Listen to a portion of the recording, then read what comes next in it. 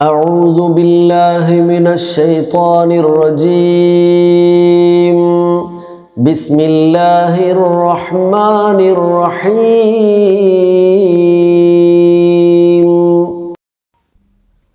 الحمد لله رب العالمين. الصلاة والسلام على رسوله الأمين وعلى آله وأصحابه الأجمعين. സ്നേഹ ബഹുമാന്യരായ സഹോദരങ്ങളെ, വിശുദ്ധ ഖുർആൻ വെളിച്ചം പഠിതാക്കളെ, അസ്സലാമു അലൈക്കും വറഹ്മത്തുള്ളാഹി.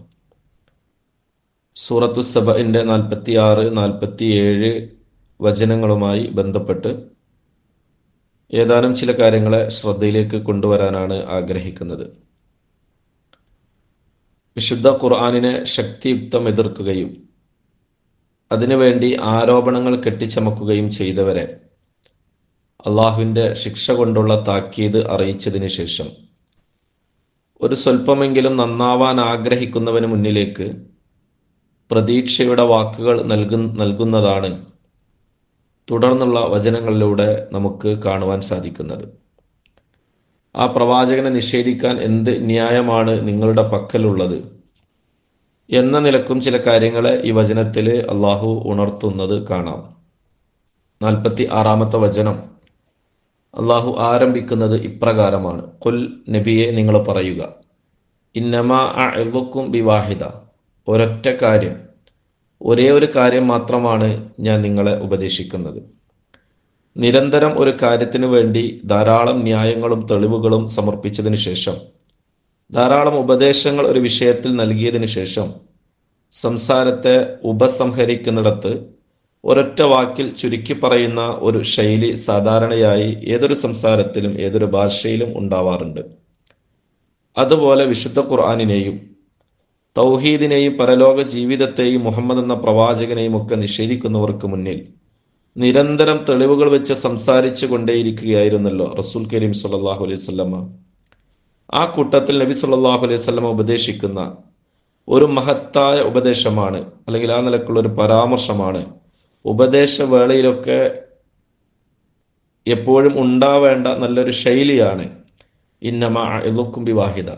അതിൻ്റെ ഒരു സംഗ്രഹമായി അവസാനമായി പറയുന്നു, ഞാൻ ഒരൊറ്റ കാര്യം മാത്രമാണ് നിങ്ങൾക്ക് മുമ്പിൽ പറയാൻ, അല്ലെങ്കിൽ എൻ്റെ ഉപദേശത്തിൻ്റെ ഒരാകത്തുക ഇത്ര മാത്രമാണ് എന്ന് പറയുന്ന ശൈലിയിൽ പ്രവാചകൻ അവരെ ഓർമ്മപ്പെടുത്തുകയാണ്. എന്താണ് ആ ഉപദേശം? എന്താണ് ആ ചുരുക്കി പറയൽ? അത് വചനത്തിന്റെ അടുത്ത ഭാഗമാണ്. അൻ തഖൂമു ലില്ലാഹി മസ്ന വ ഫുറാദ സുമ്മ തതഫക്കറു. നിങ്ങൾ അള്ളാഹുവിന് വേണ്ടിയിട്ട് നിങ്ങൾ എഴുന്നേൽക്കണം, നിങ്ങൾ മാറി നിൽക്കണം. അത് നിങ്ങൾക്ക് ഒറ്റക്കോ അല്ലെങ്കിൽ ഈ 2 പേരോ ആ നിലക്കാവാം. സുമ്മ തതഫക്കറു, എന്നിട്ട് നിങ്ങൾ കാര്യങ്ങളെപ്പറ്റി സസൂക്ഷ്മം ശ്രദ്ധയോടെ നിങ്ങളൊന്ന് ആലോചിക്കുകയും വേണം. നിങ്ങൾ അള്ളാഹുവിന് വേണ്ടി ഒന്ന് എണീറ്റ് നിൽക്കുക. അങ്ങനെ പറഞ്ഞാൽ നിങ്ങളുടെ മറ്റ് തിരക്കുകളും ഷുഅലുകളും ചിന്തകളും പാർശ്വ സമീപനങ്ങളും പക്ഷപാതിത്വങ്ങളും ഇങ്ങനെല്ലാം മാറ്റിവെച്ച് ഇഖ്ലാസോടെ ചിന്തിക്കാനും ആലോചിക്കാനും ഒരല്പസമയം നിങ്ങൾ മാറ്റിവെക്കൂ എന്നാണ്. നിങ്ങൾക്ക് കാര്യങ്ങൾ തീർച്ചയായും ഒരു വ്യക്തത കിട്ടും. നിങ്ങളെ വാരിപ്പുണർന്ന സകല അന്ധവിശ്വാസ അനാചാര ആശയാദർശങ്ങളും നിങ്ങളുടെ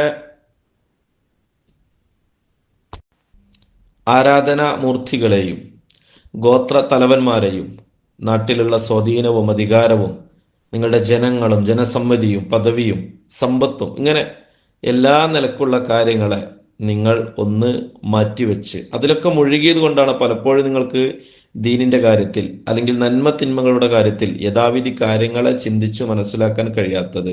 നിങ്ങൾ അതിൽ നിന്നൊന്ന് മാറി നിന്ന് കാര്യങ്ങളെ ചിന്തിച്ചാൽ കൃത്യമായി ഓരോ വിഷയങ്ങൾക്കും, പ്രത്യേകിച്ച് വിശുദ്ധ ഖുർആൻ ഉണർത്തുന്ന അള്ളാഹുവിൻ്റെ കലാമുകളെ, ആ പ്രവാചകൻ കൊണ്ടുവരുന്ന വാക്കുകളെ, ആ പ്രവാചകന്റെ വ്യക്തിത്വത്തെയൊക്കെ നിങ്ങൾക്ക് കൃത്യമായിട്ട് ഒരു വിലയിരുത്തലിന്, ഒരു മാർക്കിടാന് നിങ്ങൾക്ക് കഴിയുമെന്ന് അള്ളാഹു സുബ്ഹാനഹു വ തആല ഇവിടെ ഓർമ്മപ്പെടുത്തുകയാണ്. എല്ലാറ്റിൽ നിന്നും നിങ്ങളൊന്ന് മാറി നിന്നൊരല്പസമയം നിങ്ങൾ ആലോചിക്കാൻ തയ്യാറായാൽ നിങ്ങളുടെ മനസ്സ് തന്നെ നന്മയെ കണ്ടെത്തും. സൂറത്തുൽ ഇഖ്ലാസിന് പോലും ആത്മാർത്ഥത, ഇഖ്ലാസ് എന്ന് ആ അധ്യായത്തിൽ പരാമർശിക്കാത്തൊരു പദം കൊണ്ട് പേരിടാനുള്ള കാരണം പണ്ഡിതർ പറയുന്നുണ്ട്, എല്ലാം നിറഞ്ഞ മനസ്സിനെ, എല്ലാ മുൻധാരണകളിൽ നിന്നുമൊക്കെ മാറ്റിവെച്ച് സകല അന്ധവിശ്വാസങ്ങളെയും അഭിപ്രായങ്ങളെയും ഒക്കെ മാറ്റിവെച്ച് ഒന്നുമില്ലാത്ത ഒഴിഞ്ഞ ഒരു മനസ്സുകൊണ്ട് കാര്യങ്ങളെപ്പറ്റി ഒരാൾ ചിന്തിക്കാൻ തയ്യാറായാൽ അവന്റെ മുന്നിൽ ബോധ്യമാവുന്ന കാര്യമാണ് ഖുൽ ഹുവല്ലാഹു അഹദ് അല്ലാഹു സമദ് ലം യലിദ് വലം യൂലദ് വലം യകുൽ ലഹു കുഫുവൻ അഹദ്. ഈ കാര്യങ്ങൾ അവന്റെ മുമ്പിൽ സ്പഷ്ടമായി അവന്റെ മനസ്സവൻ കാണിച്ചു കൊടുക്കുന്നതാണ്. അവൻ ഇഖ്ലാസോടെ അത്തരം കാര്യങ്ങളെ പറ്റി ഒന്ന് ആലോചിക്കാൻ തയ്യാറായാൽ എന്ന് വരെ ആ അധ്യായത്തിന് പേരുണ്ട് എന്നുള്ളതാണ്. അപ്പൊ അങ്ങനെ ആ നിലക്ക് കാര്യങ്ങളെ ചിന്തിച്ചാൽ 100,000 കാര്യങ്ങളിൽ നിന്ന് മനസ്സ് മുഴുകിയിട്ടുള്ള കാര്യങ്ങളിൽ നിന്ന് എല്ലാറ്റിൽ നിന്നും മാറ്റിവെച്ചിട്ട് ഒരാള് കൃത്യമായിട്ടുള്ള ഒരു ആലോചനക്ക് തയ്യാറായാൽ അദ്ദേഹത്തിന് ഇത്തരം കാര്യങ്ങളിലൊക്കെ ഒരു സത്യസന്ധത ബോധ്യപ്പെടുമെന്നുള്ളതാണ്. അതാണ് ആ പ്രവാചകൻ അവരോട് ഈ ഒരു കാര്യമാണ് എനിക്ക് ഉപദേശിക്കാനുള്ളത് എന്ന് പറഞ്ഞത് എന്നാണ്. ഇനി ഈ ഇന്നമാ അഅ്ലുക്കും ബിവാഹിദ എന്നുള്ള ഭാഗം തൊട്ടടുത്ത ഭാഗത്തിലേക്ക് ബന്ധപ്പെടാതെ നിൽക്കുന്ന ഒരു സംഗതിയാണെങ്കിൽ, അതായത് ഒരേ ഒരു കാര്യമാണ് എനിക്ക് നിങ്ങളോട് ഉപദേശിക്കാനുള്ളത് എന്ന് പറഞ്ഞ് ആ ഉപദേശത്തിന്റെ ശൈലി അല്ലെങ്കിൽ എങ്ങനെ ആലോചിക്കണം എന്നുള്ളതൊക്കെയാണ് പിന്നീട് പറയുന്നതെങ്കിൽ അവിടെ ഉദ്ദേശിക്കുന്നത് ലാ ഇലാഹ ഇല്ലല്ലാ എന്നൊരൊറ്റ കാര്യത്തെ പറ്റിയാണ് എനിക്ക് നിങ്ങൾ ഉപദേശിക്കാനുള്ളത് എന്നാണ്. ലാ ഇലാഹ ഇല്ലല്ലാ ആ ഒരു ആശയം കൊണ്ട് തറക്കല്ലിട്ട സ്ഥാപിച്ച ഒരു മതത്തെ, അതിനെപ്പറ്റി നിങ്ങൾ കൃത്യമായിട്ട്, അത് എനിക്ക് നിങ്ങളോട് പറയാനുള്ളൂ, മറ്റൊന്നും കൂടുതലായിട്ട് സംസാരിക്കാനില്ല. ആ ഒരാശയത്തിൽ ആദർശത്തിൽ നിലകൊള്ളുന്ന ഒരു ജീവിതത്തെ മനസ്സിലാക്കാനും നയിക്കാനും നിങ്ങൾ തയ്യാറാവുക എന്ന് മാത്രമേ ചുരുക്കി പറയാനുള്ളൂ എന്നതുമാവാം പ്രവാചകൻ സല്ലല്ലാഹു അലൈഹി വസല്ലമ അവരുപദേശിച്ചത് എന്ന നിലക്ക് നമുക്കവിടെ വായിക്കാൻ കഴിയുന്നുണ്ട് എന്നുള്ളതാണ്. ഇനി ആ ഉപദേശത്തിന്റെ രീതി എങ്ങനെ ആയിരിക്കണം? അള്ളാഹുവിന് വേണ്ടി നിങ്ങൾ ഒഴിഞ്ഞിരുന്ന് മാറി ചിന്തിക്കണം. തീർന്നില്ല. മറ്റൊന്നുള്ളത് മസ്ന വ ഫുറാദ, നിങ്ങൾ ഒറ്റക്കും അല്ലെങ്കിൽ ഈ രണ്ടാളായിട്ട് നിങ്ങൾ ചിന്തിക്കുക, അല്ലെ? സുമ്മത്ത തഫക്കുർ, അങ്ങനെയാണ് നിങ്ങൾ ആലോചിക്കേണ്ടത് എന്നാണ്. അപ്പൊ ഒന്ന് ഒറ്റയ്ക്കിരുന്ന് എന്നാണ്. നിങ്ങളുടെ മനസ്സിനെ തെറ്റിലേക്ക് സ്വാധീനിക്കുന്ന ഒരാളുമില്ലാതെ നിങ്ങൾ ഏകനായിരുന്ന് ഏകാന്തതയിൽ നിങ്ങൾ ആലോചിക്കുകയും ചിന്തിക്കുകയൊക്കെ ചെയ്താലേ നിങ്ങൾക്ക് അവിടെ സത്യം കിട്ടുന്നതാണ്. അങ്ങനെയാണ് പലരും ഇസ്ലാമിനെ പുൽകിയത്, ഇസ്ലാമിലേക്ക് കടന്നു വന്നത്, അവരുടെ പൂർവ്വകാല ജീവിതത്തിന്റെ അന്ധകാരങ്ങളെ മാറ്റിവെച്ചത്, തലക്ക് പിടിച്ച ജീവിതത്തിന്റെ ലക്ഷ്യം തെറ്റിയിട്ടുള്ള യാത്രയിൽ നിന്ന് റൂട്ട് മാറി സഞ്ചരിച്ചതൊക്കെ അവർ ഒറ്റയ്ക്ക് ചിന്തിച്ചപ്പോഴാണ്. മഹാനായ ഉമർ ഖത്താബ് റളിയല്ലാഹു അൻഹുവിന്റെ കൽബിലേക്ക് വെള്ളി വെളിച്ചം വന്നത് വിശുദ്ധ ഖുർആനിന്റെ തോഹ സൂറത്തുമായി ബന്ധപ്പെട്ടിട്ടുള്ള അദ്ദേഹത്തിന്റെ ആ ഒരു കേൾവിയും ശേഷം അദ്ദേഹത്തിന്റെ ആ ഒരു ആലോചനയുമായിരുന്നു എന്നുള്ളതാണ്. മിസ്അബ് ബിൻ ഉമൈർ എന്ന ഉഹദിൽ ഷഹീദായിട്ടുള്ള സ്വഹാബി വര്യൻ റളിയല്ലാഹു തആല അൻഹു അദ്ദേഹത്തെ ഇസ്ലാമിലേക്ക് ആകർഷിച്ചത് സ്വന്തം മാതാവ് അദ്ദേഹത്തെ ആ വീട്ടിലെ തുറങ്കലിൽ അല്ലെങ്കിൽ ആ തടങ്കലിൽ പാർപ്പിച്ചത് കൊണ്ടാണ്. ആ സമയത്ത് ഏകാന്തമായ ചിന്തയായിരുന്നു ആ മനുഷ്യനെ സംബന്ധിച്ച് ഇസ്ലാമിലേക്ക് പിന്നീട് ഉഹദിന്റെ രണാങ്കണത്തിൽ ഷഹീദാവുന്ന അവസ്ഥയിലേക്ക് കൊണ്ടെത്തിച്ചത് എന്നുള്ളതാണ്. വീട്ടിൽ നിന്ന് രാത്രികാലങ്ങളിൽ എന്നും മാതാപിതാക്കൾ അറിയാതെ പുറത്തുപോയി വന്നിരുന്ന അസാധാരണമായ പെരുമാറ്റം കാഴ്ചവെച്ച ആ ഒരു സമീപനമാണ് യാസിർ അമ്മാർ കുടുംബത്തെ ഇസ്ലാമിലേക്ക് ആകർഷിച്ചത് എന്നാണ്. അപ്പൊ ഏകനായിരുന്ന് ഒഴിഞ്ഞിരുന്ന് ചിന്തിക്കുക എന്നുള്ളത് കാര്യങ്ങൾ ഫലം കാണിക്കുന്നതാണ്. അതല്ല, നന്മയെ മനസ്സിലാക്കാൻ, യഥാർത്ഥത്തിൽ അള്ളാഹുവിന്റെ വചനങ്ങളൊക്കെ നിലക്ക് സ്വാധീനിക്കാൻ അത് കാരണമാവും എന്നുള്ളത്. അല്ലെങ്കിൽ മസ്ന, ഒറ്റക്കല്ല, മസ്ന, നിങ്ങൾക്ക് ഒരാൾക്ക് കൂടെ ആവാം.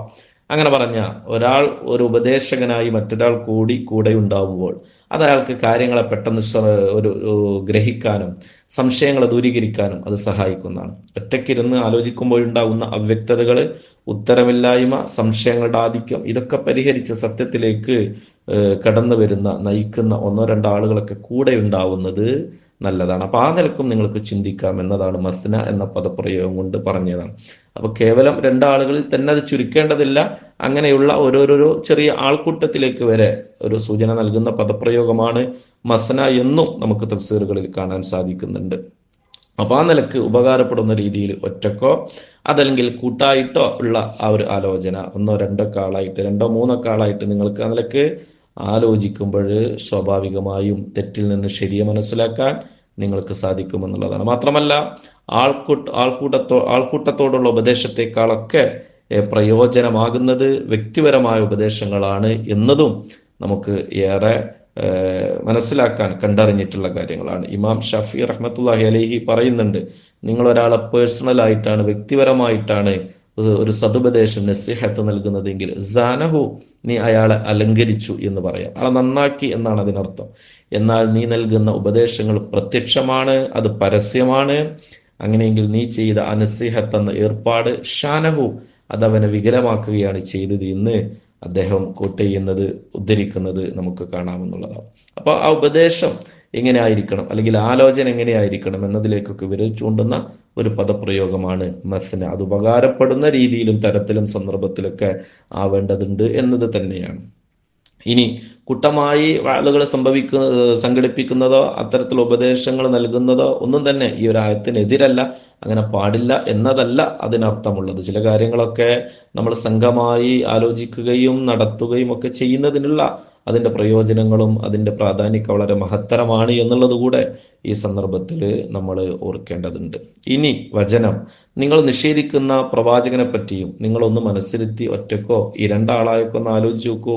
എങ്ങനെയാണ് ആ പ്രവാചകനെ നിങ്ങൾക്ക് നിഷേധിക്കാൻ കഴിയുന്നത്? ആ ഭാഗത്തേക്കാണ് അള്ളാഹുവിന്റെ ഖുർആൻ കടന്നു പോകുന്നത്.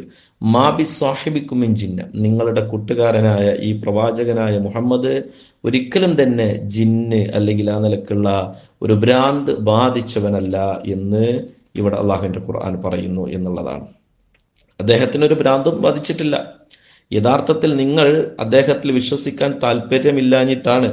ഭ്രാന്തനാണ്, സാഹിറാണ്, പാരമ്പര്യ മതങ്ങളെ എതിർക്കുന്നവനാണ്, ആളുകളെ തമ്മിൽ തെറ്റിക്കുന്നവനാണ്, കവിയാണ്, മസൂറാണ് എന്നൊക്കെ നിങ്ങൾ പറയുന്നത്. യഥാർത്ഥത്തിൽ മുഹമ്മദ് അങ്ങനെ എന്തെങ്കിലും തകരാറുള്ള ആളാണോ? ഒരിക്കലുമില്ല. നിങ്ങൾക്ക് തന്നെ അത് ബോധ്യപ്പെട്ടതാണ്. നിങ്ങൾ ആണ് അദ്ദേഹത്തെ കളവ് പറയാത്തവൻ എന്ന നിലക്ക് ആളുകൾക്ക് മുമ്പിൽ കൊണ്ടുവന്നത്. ആ മുഹമ്മദിനെ നിങ്ങളത് സമ്മതിച്ചിട്ടുള്ള കാര്യമാണ്. ആ മുഹമ്മദിനെ സർവസമ്മതനായി നിങ്ങൾ കൊണ്ടിടുന്ന ഒരുപാട് ജീവിത സാഹചര്യങ്ങളും മക്കാരെ നിങ്ങൾക്കിടയിൽ സംഭവിച്ചിട്ടുണ്ട്. നിങ്ങളുടെ തന്നെ പ്രമാണിമാർ പോലും പല പ്രശ്നത്തിൽ കുരുങ്ങിയപ്പോഴേ, തീരുമാനമെടുക്കാൻ പ്രയാസപ്പെട്ടപ്പോഴേ അവിടെ മുഹമ്മദ് തീർപ്പ് കൽപ്പിക്കുന്നതിനെ ആശ്രയിച്ചിട്ട് കാര്യങ്ങൾ ചെയ്തവരാണ് നിങ്ങൾ. ഒരു ഏറ്റവും നല്ല സംസ്കാരത്തിന്റെയും സ്വഭാവ മഹിമയുടെയും ഉടമ എന്നുള്ള അൽ അമീൻ എന്ന പട്ടം നിങ്ങളാണ് അദ്ദേഹത്തിന് ചാർത്തിക്കൊടുത്തത്. ആ നിങ്ങൾക്ക് പിന്നെ എങ്ങനെയാണ് അദ്ദേഹം ഭ്രാന്ത് ബാധിച്ചവനാണെന്ന് പറയാൻ കഴിയുന്നത്? ഒരിക്കലുമില്ല.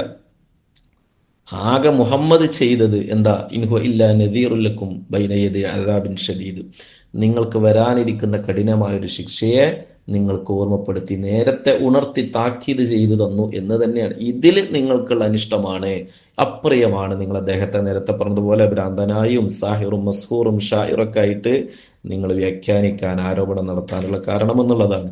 അദ്ദേഹത്തിന്റെ ഡ്യൂട്ടി, ഉത്തരവാദിത്വം നിങ്ങൾക്ക് താക്കീത് നൽകുക എന്ന് മാത്രമായിരുന്നു എന്നുള്ളത്. വരാനിരിക്കുന്ന കഠിനമായ ആ നരകശിക്ഷയില് ശരീരം കൊണ്ട് പ്രാപിക്കുന്ന ഒരാളായിട്ട് നിങ്ങൾ മാറാതിരിക്കുക എന്നുള്ള നന്മ നിറഞ്ഞ ഉദ്ദേശം മാത്രമായിരുന്നു അദ്ദേഹത്തിന്റെ പക്കലുണ്ടായിരുന്നത് എന്നുള്ളത്. രണ്ട് രീതിയിൽ ഈ ഭാഗത്തെ നമുക്ക് മനസ്സിലാക്കാം. ഒന്ന്, മുഹമ്മദിനെ എതിർക്കാനുള്ള നിങ്ങളുടെ കാരണം